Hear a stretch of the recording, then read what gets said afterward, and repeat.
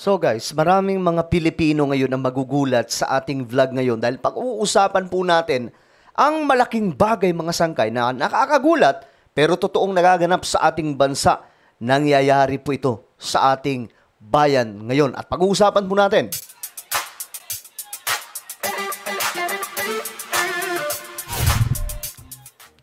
Yo guys, what's up? This is me, Sangkay Janjan. I am back for another vlog today. At eto, maganda po yung topic natin ngayon mga sangkay. Hindi po ito toxic. Chill lamang po kayo. Magandang balita po ito mga sangkay. At tingin ko naman deserve ng sambayan ng Pilipino na malaman ang katotohanan ito. No? Deserve po nating lahat mga sangkay. Hindi lamang po yung mga toxic na balita yung ating napapanood, nababalitaan. Anyway guys, before tayo magsimula, no, paki-subscribe po muna yung ating YouTube channel.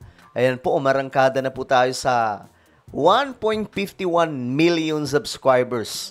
Parang kailan lamang po nakarating tayo sa 1.5 million at ngayon nakarating na po tayo sa 1.51. Ibig sabihin 10,000 solid sangkay ang nadagdag dito sa ating channel. So maraming salamat po sa inyo. Sa mga hindi pa po dyan nakakapag-subscribe na nais pong mapabilang sa mga solid sangkay, makikita nyo po yung subscribe button sa baba ng video na to. I-click nyo lamang po yung subscribe, i-click ang bell, at i-click nyo po yung all. Sa mga nanonood naman po sa Facebook, i-follow nyo po yung ating Facebook page. Okay? Ngayon, ito na. Pag-usapan na po natin itong nangyayari dito sa ating bansa. Ngayon, gusto ko lang ipakita sa inyo ito.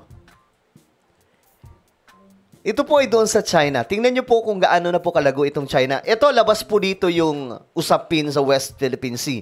Alam po natin yung stand natin na hindi po tayo papayag na angkinin niya ng China. Pero, pag-usapan po natin dito, ma-inspire po tayo tungkol dito po sa China. Tingnan nyo mga sangkay. Nakikita nyo, hindi po yan drawing, hindi po yan anime or cartoons mga sangkay.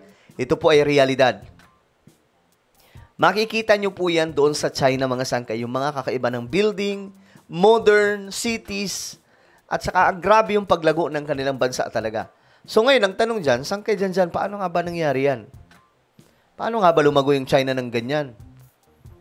Hindi po ganun kadali, kasi ang China, mahirap pong bansa ito dati.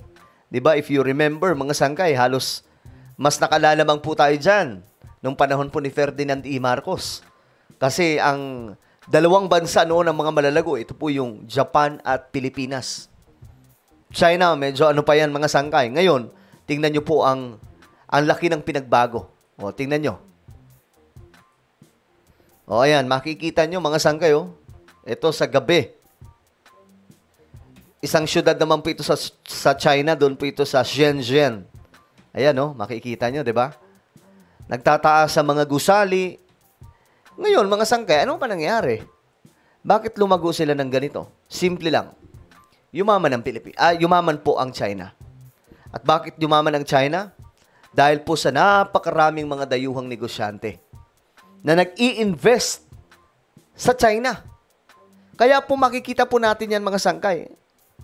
Ito mga tataasang gusali. Mamaya, papunta na po tayo sa exciting part. Ito yung good news sa Pilipinas.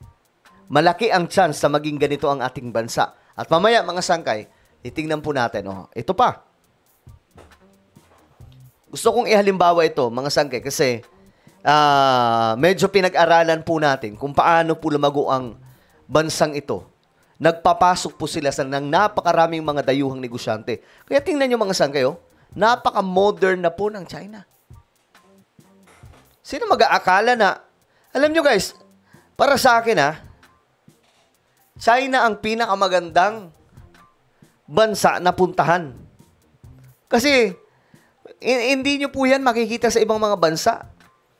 Ang China po ay second largest economy in the world. Pangalawa sila. Number 1 pa rin po yung Amerika. Pero pagdating sa modern cities versus US, China po talaga yung pinakamaganda. Tingnan nyo naman mga sangkay, oh, kung gaano kaganda yan. Ngayon, ulitin ko, paano sila lumago? Nagpapasok sila ng mga dayuhang negosyante. Lumago yung kanilang ekonomiya. Ngayon, mga sangkay, ito yung good news. Babalikan ko po itong iba pang mga video tungkol po dito sa mga lugar pa doon sa China. Actually, marami naman mga sangkay like Singapore, na pwede nating ihalintulad mga sangkay o gawin nating example ng paglago ng ekonomiya na dating mahirap. Pero tingnan po muna natin itong China mga sangkay para naman po maiba at bago sa ating lahat since sila po yung second largest economy in the world. Ngayon, ito yung balita. Good news ito. Gusto nyo bang maging katulad ang Pilipinas sa China? O Singapore na isang mayaman ng bansa?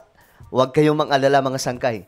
Nangyayari na po yan ngayon sa Pilipinas. Sa ilalim po ni PBBM. Kaya nga lang, nakakapanghinayang kasi 3 taon na lamang po, no? I-exit na po yung presidente natin bilang Pangulo ng Pilipinas. So, kailangan, ano ba, extend PBBM 2028 ba tayo o hanap tayo ng mas, yung magaling din, kagaya ni PBBM. Ngayon, ito mga sangkay. Lumago daw po ang interest mula po sa mga foreign investors sa Pilipinas. Ito, pakinggan mo natin. Despite global economic headwinds, the Philippines continues to attract strong interest from international investors in key sectors. Alam nyo guys, ngayon lamang po ito nangyayari sa Pilipinas. Marahil lang iba hindi interesado sa balitang ganito. Pero, nako, Diyos mio Marimar, higit pa po ito sa lahat ng mga balita na nalalaman po ninyo. Itong pinag-uusapan natin ay patungkol po sa ekonomiya ng ating bansa. Okay? Kaya nga mga sangkay, hindi po natin nilalaliman. Pag ito po yung topic natin, gusto po natin, maintindihan po natin ng mga simpleng salita lamang. Gagaya po ng yumayaman na ang Pilipinas, lumalago na ang ating bansa.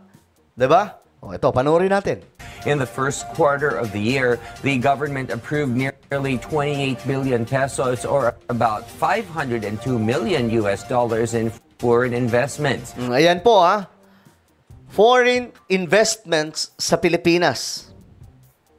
Grabe Umabot na po mga sangkay sa 28 billion, tapos may 500 million mga sangkay, US dollar. Approved nearly 28. Ayan In the first quarter of the year, the government approved nearly 28 billion pesos. Nag-aproba ang Pilipinas o ang gobyerno natin ng 28 billion pesos o nasa 502 million US dollar.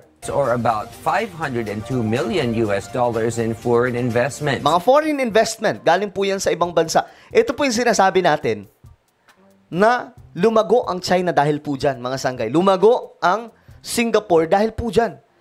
At dahil po matalino ang presidente natin, hindi po magic ang lahat Hindi po magic yung parang tipong isang ganun lang, parang Thanos. Biglang yaman ang Pilipinas, walang ganun. Step by step, dumadaan sa proseso ang lahat. At dahil po may matalino po tayong presidente, nakikita po natin yun ang resulta. Isa sa makikita po natin, halimbawa na lamang na pwede natin sabihin na matalino talaga yung presidente natin. Tingnan po natin yung bigas.